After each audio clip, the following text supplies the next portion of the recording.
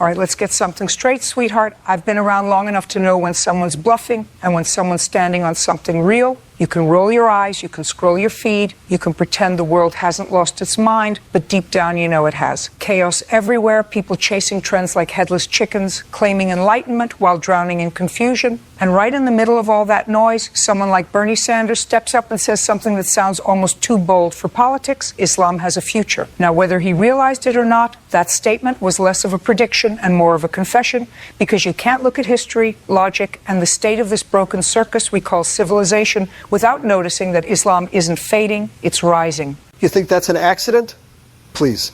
Let's lay down the evidence like a courtroom file. Empires have come and gone. Rome, Britain, the Soviet Union, all of them strutted around like they'd last forever. Guess what? They're museum exhibits now. But Islam, still here, still growing. Not by force, not by propaganda, but by persistence. That's not luck. That's longevity backed by truth. The Quran said it ages ago. It is He who sent His messenger with guidance and the religion of truth to make it prevail over all religion. And listen carefully, because this isn't about marketing. It's about momentum. Truth doesn't retire. Truth doesn't need a rebrand. Truth doesn't fade when it's out of style. You can silence a person, but you can't silence reality. And Islam is that reality that keeps showing up no matter who tries to bury it. Wars, colonization, smear campaigns, history threw everything at Muslims and still couldn't break them. It's almost poetic, really. The same hands that tried to destroy Islam ended up shaking in surrender when they saw its resilience. The Mongols tried to crush it. They ended up joining it. Western powers tried to erase it. It resurfaced stronger than ever. And now in 2025, when the so-called modern world is too busy selling lies dressed as freedom, Islam stands like the last honest witness in the courtroom of history. The fastest growing religion on the planet, and not because it's trending, but because people are finally realizing truth doesn't come with filters or sponsorship deals. Let's be honest, you can cancel a celebrity, but you can't cancel what's real. And Islam, it's as real as it gets. Every attempt to weaken it has only revealed its strength. Every era that mocked it ended up proving its necessity. You can't out-argue something built on divine truth. You can only delay your own awakening to it. So when Bernie said Islam has a future, he was just saying what history already proved. This isn't a phase, it's the pattern. Truth doesn't lose, it outlasts. You can call that divine design or cosmic justice. Either way, it's happening. And here's my verdict. The world may play judge, jury, and executioner, but Islam always walks out of the courtroom unscathed. That's not a coincidence, darling. That's evidence. The kind of evidence that doesn't just demand respect, it commands it. Now sit tight, because this was only point one. The next case we're examining, the world's emptiness and how Islam fills it like nothing else can. Now let's move to the next case, and honey, this one's about emptiness, the kind that money, fame, or fancy filters can't fix. You look around today and everyone's pretending they've got it all together, smiling for selfies while dying inside. It's a parade of broken people hiding behind perfect lighting. They scroll through endless feeds, chase meaningless goals, and then wonder why they feel hollow at the end of the day. And here's the verdict. It's because the world is stuffing its soul with junk food, emotional fast food, quick pleasures that leave you even hungrier than before. And Bernie Sanders, of all people, pointed out the obvious without even realizing it. People are starving for something real, something that lasts longer than a dopamine hit. And Islam, well, Islam doesn't hand you a slogan, it hands you a system, a structure, a cure. You see, Islam doesn't tell you do whatever makes you happy. No, it says, do what makes you whole. Big difference. Happiness fades, wholeness stays. The Quran calls the shots clearly, verily, in the remembrance of Allah do hearts find rest. Not in likes, not in luxury cars, not in temporary highs, in remembrance. Because rest isn't about shutting off your phone, it's about reconnecting your soul. People today are trying to fill spiritual holes with digital distractions. You can't fix loneliness with another subscription plan. You can't silence anxiety with another shopping spree. The Prophet Muhammad, peace be upon him, said something that would make every self-help guru retire. The most beloved deeds to Allah are those done consistently, even if small. You hear that? Consistency, discipline. Islam isn't about hype, it's about habit. It teaches you how to show up every day, pray, breathe, think, and act with purpose. That's what modern people are missing. Purpose. Not pleasure purpose. Because when life has no direction, every road looks tempting. That's why so many are lost. They've mistaken movement for progress. Islam clears that confusion. It gives you a compass when the world is spinning like a broken clock. Fasting, prayer, charity, family, it all builds a rhythm that aligns your body, mind, and soul. You don't chase trends, you build foundations, and that's what Bernie was talking about when he said people are searching for something deeper. They're tired of being sold fake empowerment by influencers who can't even control their own lives. Islam doesn't sell fantasies, it teaches reality. It doesn't say you're perfect as you are, it says you can be better than you are. It gives accountability where the world gives excuses. You want peace. earn it through discipline. You want happiness. Build it through gratitude. You want success. Anchor it in honesty. And the funny thing, when people finally taste that structure, that balance, they feel peace for the first time. You see them on TikTok, on YouTube saying, I tried fasting for Ramadan just to see what it's like, and it changed me. Of course it did. You stopped feeding the body and started feeding the soul. The world's chaos quiets down the moment you give your heart what it's been starving for, truth. And here's the punchline. Islam doesn't need to convince anyone. It doesn't beg to be liked. It just stands there like the only adult in a room full of confused children saying, enough, sit down, let's fix this. That's why people are coming to it. Because when life's noise gets unbearable, silence starts sounding like salvation. And Islam is that silence, that balance, that truth that doesn't just calm the storm, it outlasts it. So here's my ruling on emptiness. It's self-inflicted. You fill yourself with illusions, you stay hollow. You fill yourself with remembrance of Allah, you finally rest. Case closed. Now let's move on to the next file, the biggest criminal in modern culture, the ego. Because if emptiness is the disease, ego is the poison keeping everyone sick. Now let's talk about the ego, the loudest, most arrogant, and most destructive voice in the modern courtroom of life. Everyone today thinks they're the main character in some grand movie, walking around like the world owes them applause. It's me, my goals, my brand, my hustle, my success. Like humility was deleted from the dictionary. You can't even scroll for 5 seconds without someone preaching self-love while drowning in narcissism. It's like society is on a full-time ego trip with no return ticket, but Islam looks that ego straight in the face and says, sit down, you're not the judge here. And let me tell you something, that's what humanity desperately needs right now, a system that actually checks the ego instead of worshiping it. Islam calls this community the Ummah, and honey, that word isn't just poetic fluff, it's revolutionary, it's the antidote to ego. Because when Muslims stand shoulder to shoulder in prayer, the billionaire next to the janitor, the scholar next to the taxi driver, it's not just symbolism, it's a statement. A courtroom lineup that says, before Allah, no one's special. You leave your titles, your status, your fake pride at the door. When that forehead hits the ground in sujood, every layer of ego peels off. You're not CEO John or influencer Ahmed anymore. You're just a servant of the Almighty, equal to every other soul in that line. That's power, real power. The kind that humbles without humiliating. Because Islam doesn't destroy your confidence, it refines it. It teaches you to stand tall without stepping on anyone else.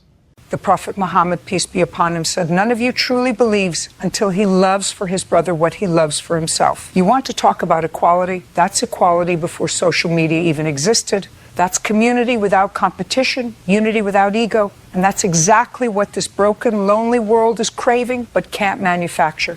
Everyone's screaming, be yourself, but nobody's teaching how to lose yourself in something greater. Islam does. It tells you stop obsessing over your reflection and start reflecting on your purpose. Because when you make life all about you, you end up empty. But when you live for Allah, suddenly your life fills with meaning bigger than your own name. And don't get me wrong, ego isn't just a personal flaw, it's a social disease. It breaks families, destroys nations, kills compassion. Look at the news. Wars fueled by greed, politics driven by pride, relationships collapsing because everyone wants to be right instead of being kind. That's ego running wild. Islam slams the gavel down on that nonsense and says the best of you are those who are most humble. Think about that. In a world where arrogance is glamorized, Islam makes humility the badge of honor. And you see, that's what Bernie was indirectly pointing at. The future doesn't belong to inflated egos, it belongs to united hearts. Because a world built on pride will always crumble, but a world built on humility will always rise. The concept of Ummah isn't some ancient dream, it's a blueprint for the future. When Muslims truly live it, it's unstoppable. History proves it. The golden ages of science, art, and medicine in the Islamic world didn't happen because of one man's ego. They happened because of collective excellence. Everyone worked for something higher than themselves. That's what Islam teaches. You are part of something greater. And if that doesn't humble you, nothing will. So here's my ruling. Ego is guilty. Guilty of dividing humanity. Guilty of killing empathy. Guilty of making people believe they're gods when they can't even control tomorrow. Islam's verdict?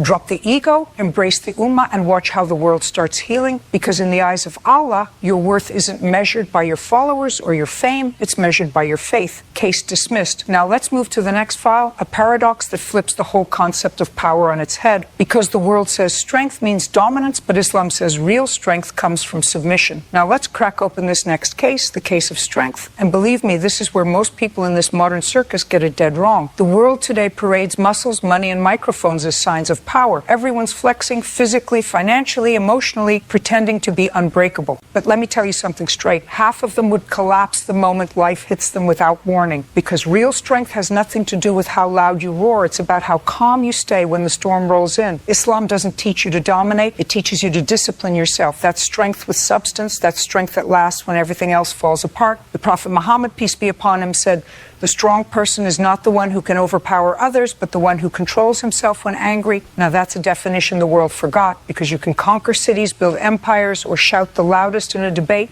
But if you can't conquer yourself, you're weak. Islam flips the script. It tells you that strength is in restraint, not reaction. You don't hit back just because you can. You hold back because you know when to. That's maturity, that's control, that's mastery.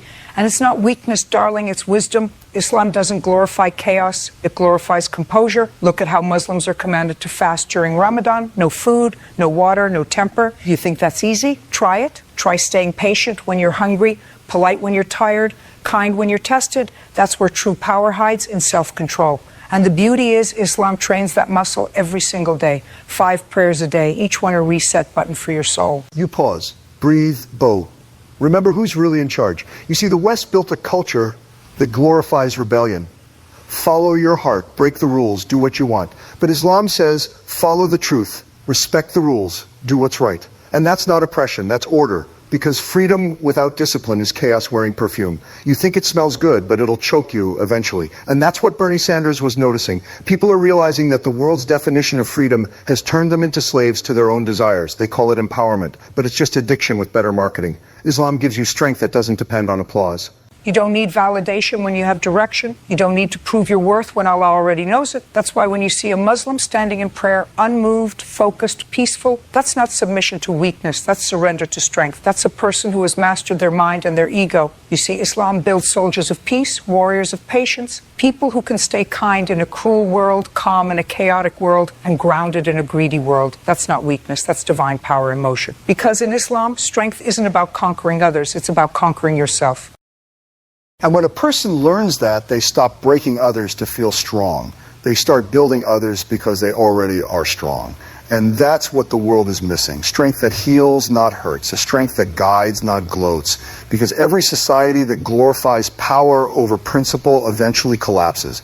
But a society that glorifies self-control builds legacies that last. So here's my ruling on strength. If your power makes you arrogant, it's fake. If your power makes you humble, it's real. True strength is silent, steady, and sacred. The kind that doesn't need to be seen to be felt. And Islam, my dear, teaches that kind of strength better than any self-help seminar or motivational influencer ever could. Case closed. Now let's pull out the next file, because it's the backbone of everything Islam stands for: justice. And this one's going to sting because the world's been pretending to care about it while trampling it under every shiny slogan it sells. Now let's get to the next exhibit: justice, the one word everybody loves to chant but nobody seems to practice. Oh, they'll post about it, they'll march for it, they'll hashtag it, but when it comes to standing up for truth, even if it costs them their comfort, suddenly everyone gets amnesia. The world's courts are overflowing with lawyers, yet justice feels like a rumor. But Islam doesn't play around with justice. It doesn't twist it to fit convenience, and it sure doesn't care how powerful or popular you are. The Quran lays it down as clear as a verdict from heaven. O you who believe, stand firmly for justice, even if it be against yourselves, your parents, or your relatives. Now tell me, which modern ideology dares to demand that kind of integrity? None. Because Islam doesn't just talk justice. It lives it, breathes it, and enforces it. And this isn't about political showmanship or courtroom drama. It's about divine accountability. Every action, every word, every whisper is recorded. You don't get away with oppression just because you have influence. You don't escape the truth just because you can spin it better. In Islam, the final judge isn't swayed by fame, bribery, or bias. It's Allah, the all-seeing, the all-just. That alone keeps a believer humble, careful, and awake. And Bernie Sanders, bless his old political heart, caught onto that vibe. He said people are exhausted by corruption, the kind that hides behind power and money. And you know what? He's right. People are done watching injustice dressed up as policy. The poor are trampled, the weak are silenced, and the powerful walk free with a grin. But Islam brings a balance no system has managed to maintain. It doesn't separate morality from law. It builds law upon morality. You cheat, lie, steal, or exploit. Doesn't matter who you are, you're held accountable. You earn what you deserve. And that's why this message shakes the world, because it's pure, it's uncompromising, it's everything people secretly wish their governments were honest, fair, fearless. You see, in Islam, justice isn't selective, it's sacred. It's not based on emotion or popularity. You don't punish the innocent to protect your tribe, and you don't excuse the guilty because they share your flag.